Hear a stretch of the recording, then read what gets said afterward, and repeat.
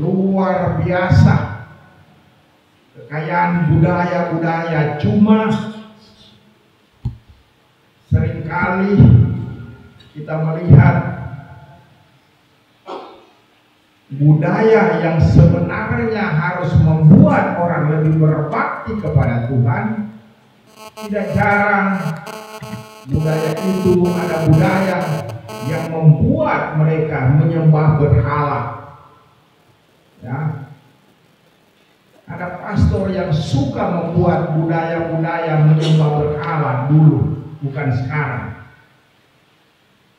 Dan untung pastor itu sudah diusir dari tempat ini karena menciptakan budaya-budaya yang bertentangan dengan iman Kristiani. Bertentangan itu seperti menyembah berhala. Banyak keistimewaan dari budaya-budaya di sini. Luar biasa kekayaan alam Papua dan manusia Papua. Badan-badan orang Papua besar-besar, ya, ganteng juga. Remaja-remaja ganteng juga, cantik juga. Kekayaan alam dan orang Papua luar biasa. Tetapi saudara-saudara sekalian, di tengah-tengah kekayaan yang dimiliki oleh orang Papua dan alam Papua ini, masih banyak belenggu yang menawan, yang membuat orang-orang yang tinggal di Papua dan orang Papua akhirnya tidak bisa hidup dengan baik. Masih banyak hal yang menindas orang-orang yang tinggal di Papua dan orang-orang Papua dan non-Papua, yang membuat manusia masih tetap terbelakang. Kita lihat saja yang membuat orang Papua terbelenggu, tertawan, orang-orang yang ada di Papua tertindas adalah kebodohan, bodoh, karena tidak mengutamakan pendidikan.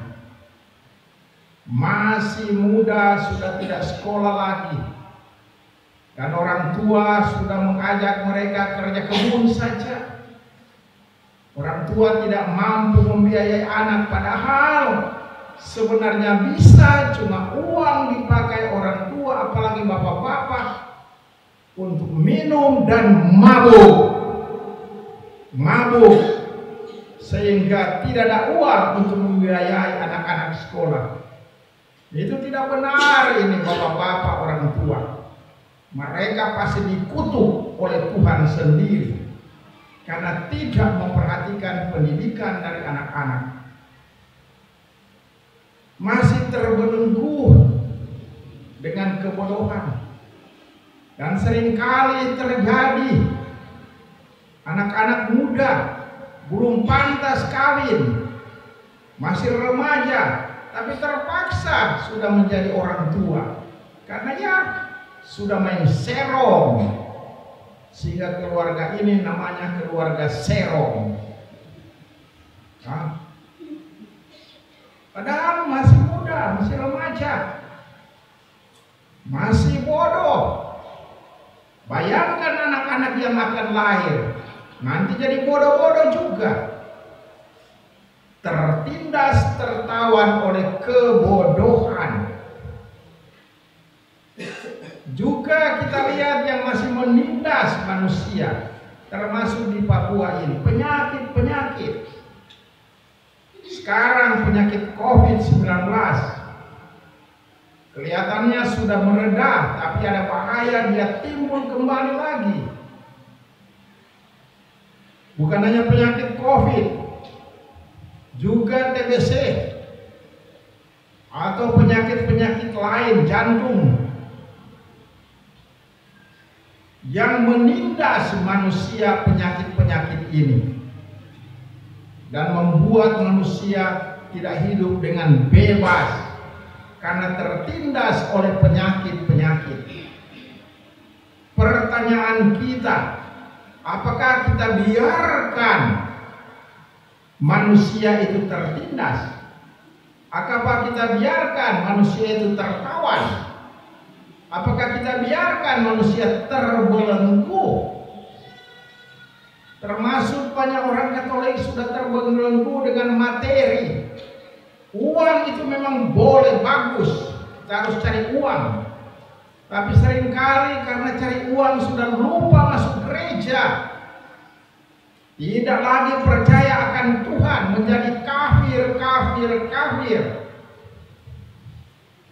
Imannya sudah hancur berantakan karena terbelenggu dengan cari uang saja, lupa Tuhan. Kerja lupa Tuhan. Hari Minggu barangkali yang hadir di gereja ini cuma sedikit, cuma beberapa orang, karena uskup ada jadi datang semua. Terbelenggu oleh materi, oleh kekayaan. Apakah kita biarkan? Tentu tidak. Kita dengar tadi dalam bacaan Injil Yesus, seperti terungkap dalam Injil Lukas, itu sebenarnya dikemukakan oleh Nabi Yesaya, tapi sebenarnya menunjuk kepada Yesus. Panggilan dan perutusan Yesus membawa kabar baik. Katakan tadi, membawa kabar baik. Kita juga seringkali tidak menjadi pembawa kabar baik seperti Yesus, padahal kita pengikut Yesus. Yang kita bawa adalah kabar-kabar omong kosong. Yang kita bawa kabar-kabar yang menghancurkan. Yang kita bawa kabar-kabar yang tidak benar. Apalagi sekarang dengan adanya medsos, lewat HP, internet, Instagram, dan seterusnya, TikTok. Wah, sekarang sudah penuh dengan TikTok, sehingga muka TikTok semua. Ada anak-anak namanya Tok, laki-laki Tok, dan wanita Tik. Akhirnya keluarga TikTok. Dipermandikan, aku mempermandikan Tik, aku mempermandikan Tok. Akhirnya kalau di Manado menjadi Tok-Tok.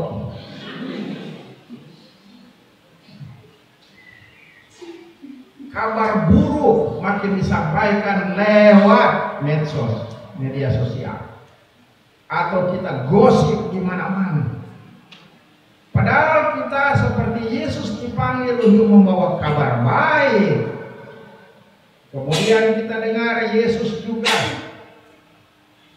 membebaskan orang-orang yang tertindas, orang-orang yang tertawan. Seperti tadi saya katakan, kita harus juga menjadi pembebas seperti Yesus. Orang-orang yang bodoh kita hantar supaya mereka jadi pandai. Orang-orang tua harus menjadi seperti Yesus, membuat anak-anak lepas dari kebodohan. Pendidikan, kita semua harus menjadi pembebas seperti Yesus. Jangan biarkan orang terbelenggu, tertawan. Dan kali kita tertawan juga oleh nafsu-nafsu. Nafsu minum sopi, sehingga muka sopi semua. Masih muda sudah hampir mau mati karena tiap hari sopi, dari hari Minggu sampai hari Senin sampai Minggu. Dari pagi sopi supaya bisa berdendam, sehingga anak-anak mereka bilang papa ini memang sopi terus. Dan karena sopi main pukul istri, pukul anak-anak. Semoga papa ini kalau dia tidak bertobat pasti sudah masuk neraka waktu dia menjadi jenazah. Karena terbelenggu oleh sopi, oleh minuman-minuman keras. Sekarang banyak anak muda terbelenggu juga oleh narkoba. Tidak tahu di sini, tapi di di Merauke terbelenggu oleh lem abon, sehingga mereka saling baku lem. Dan namanya abon-abon, abon Mabuse, abon Basik-Basik, abon Gepse, atau abon ya NDT, nah, Mite, atau Pinto. Pinto apa saya tidak tahu ini pasal Pinto. Terbelenggu oleh narkoba, oleh bahan-bahan yang merusak manusia. Kita harus bebaskan. Ini panggilan gereja. Dan saudara-saudara sekalian, tidak gampang untuk melaksanakan panggilan dan perutusan kita. Tidak gampang.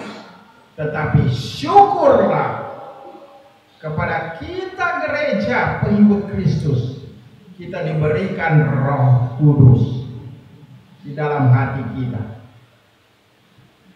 Pada waktu kita dipermandikan dan diteguhkan lagi pada saat kita menerima sakramen Krisma.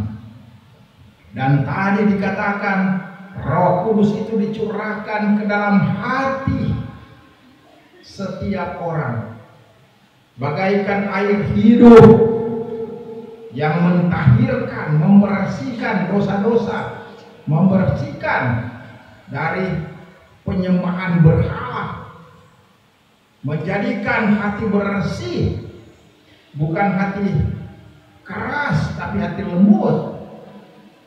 Kehadiran Roh Kudus di dalam hati. Memang Roh Kudus karena tinggal dalam hati tidak kelihatan. Kita tidak bisa mengatakan, oh Roh Kudus ada di jalan sana, Roh Kudus ada duduk-duduk di bawah kelapa sawit, Roh Kudus sedang petik mangga dan rambutan. Tidak kelihatan itu Roh Kudus, karena Roh Kudus ada dalam hati kita. Tetapi ada tanda-tanda kehadiran Roh Kudus. Tadi dikatakan oleh Rasul Paulus, tanda sukacita. Orang yang penuh dengan Roh Kudus itu orang yang bersukacita, bukan murung, muram, muka babi, muka bunuh, muka papan. Tidak bergembira. Roh Kudus, tanda kehadiran Roh Kudus adalah sukacita. Tanda kehadiran Roh Kudus adalah damai sejahtera. Senantiasa ada damai, bukan ada perpecahan. Dalam masyarakat, dalam keluarga ada konflik, ada roh pemecah.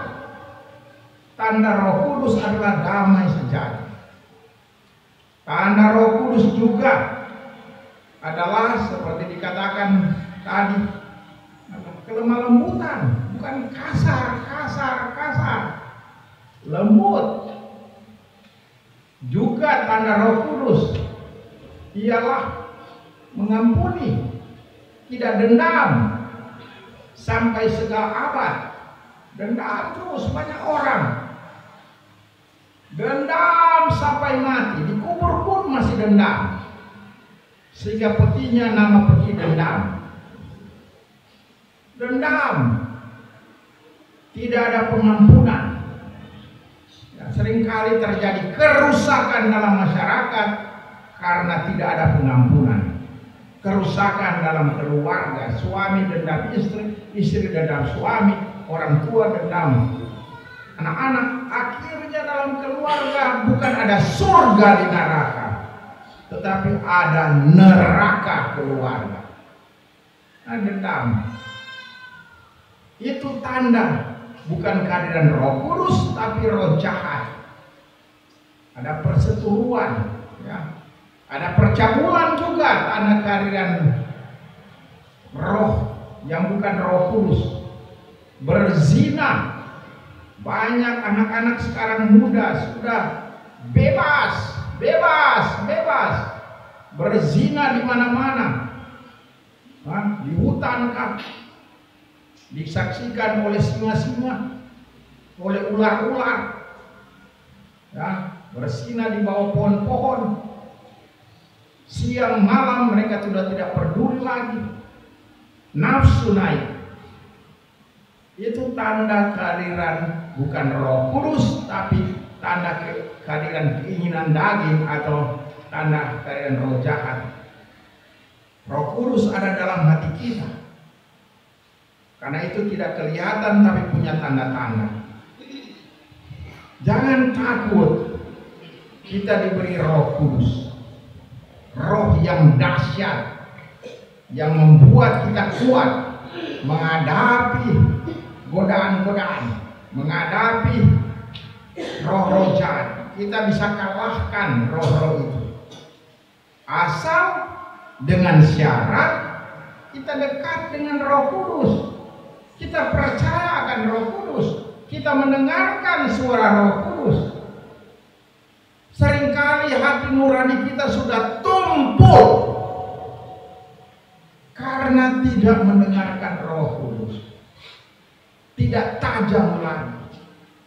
Sehingga dia buat dosa, sudah pukul orang, sudah hina orang. Ya biasa-biasa saja. Senang-senang saja. Sudah mencuri, sudah berzina, sudah mabuk, normal saja. Hati nuraninya sudah tidak ada lagi, sudah tumpul. Karena apa? Mereka tidak mendengar suara Roh Kudus. Dan saudara-saudari sekalian, sebagai akhir dari khotbah saya, Roh Kudus turun terlebih di dalam doa. Kalau kita manusia menjadi manusia pendoa, Roh Kudus ada. Tapi kalau kita pemalas datang ke gereja, pemalas menerima sakramen, pemalas berdoa di rumah, bukan yang ada Roh Kudus, tapi roh-roh jahat lain. Karena Roh Kudus hanya bisa dirawat kehadirannya lewat doa, lewat adorasi, lewat devosi, lewat sakramen-sakramen, khususnya perayaan Ekaristi. Setiap kali kita merayakan Ekaristi, Roh Kudus turun atas kita. Karena itu marilah kita senantiasa menjadi orang Katolik yang sejati. Seperti Yesus kita menjadi pembebas. Dan seperti Yesus kita sadar bahwa Roh Tuhan ada pada kita, tetapi Roh Tuhan ada selalu kalau kita selalu berdoa. Semoga demikian. Amin. Dalam nama Bapa dan Putra dan Roh Kudus.